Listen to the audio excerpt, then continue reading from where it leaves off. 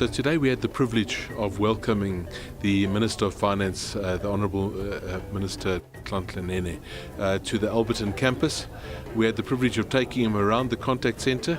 He even listened in on a call and heard some of the aspects there.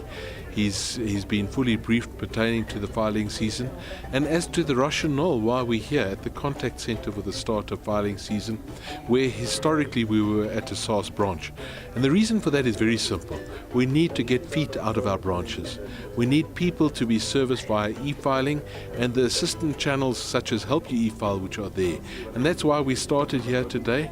It's been a wonderful engagement with the Minister, but obviously he comes back to one theme, and that is holding us to account to deliver the revenue. And he wants us, and he said we must treat taxpayers without fear or favour and with absolute integrity and uprightness, that we're simply seen as SARS staff to be doing the right thing. So it's been good to have him here, and we're looking forward to a good filing season. By all accounts, there's huge volume already at various ones of our branches, and I just ask each SARS employee, do the right thing, serve as quickly as possible. Remember, the country is watching, and we need to be shown to be professional and upright in all we do.